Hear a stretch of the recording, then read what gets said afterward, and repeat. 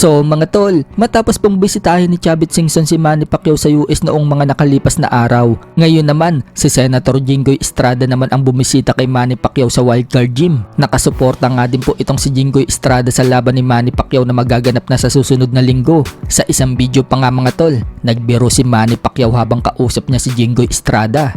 Sinabi ni Pacquiao kung sa basketball, baka lamang daw si Mario Barrios sa kanya, pero boxing daw ang labanan nila. Sabay tawa si Manny Pacquiao.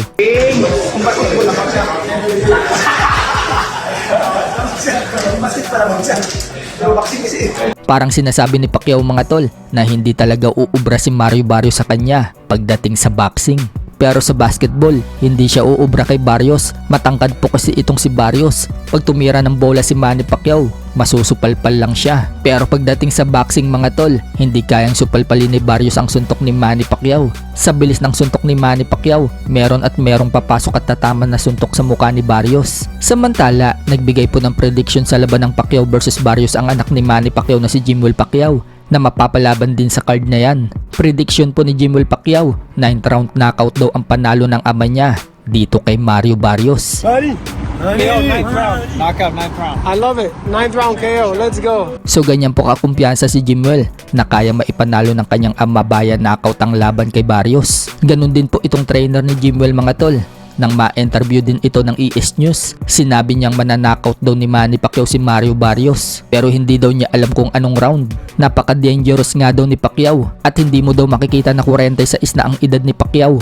Napaka-sharp daw nito ngayon. Abangan na lang daw natin, magandang laban daw yan. Dahil alam daw niya nag-ensayo din daw na matindi itong si Barrios. So 3 araw na nga lang po ang pamamalagi ng Team Pacquiao mga tol sa Los Angeles. 1 linggo bago ang laban, nasa Las Vegas na sila. Magiging busy na si Pacquiao sa presscon hanggang dumating na ang araw ng weigh-in at laban. Sa kabilang banda naman mga tol, trending po ang pagkanta ni Manny Pacquiao habang nagigitara ito. Sa video mula dito kay Coach Ernel Pontanilla, pumalo po ng million views ang video na yan. Kinanta po ni Manny Pacquiao dyan yung kanta ng Shackle, yung Bakit Ba? Aaliw sa uso at kailangang kasama. So dahil trending po yung kanta na yan, napansin po yan ni Noel Palomo, bokalista ng Shackle, na ngayon nagtayo na ng bagong banda, ang Repacul. Shinare nga po ni Noel Palomo ang video ni Manny Pacquiao at sinabi sa caption, "Pambansang kamao Manny Pacquiao, sings pambansang kanta ng mga iniwan, bakit ba?"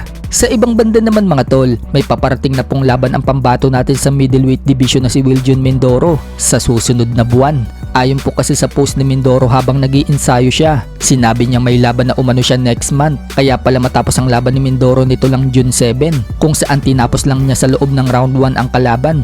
Balik ensayo na po siya agad dahil may laban na naman siyang paparating.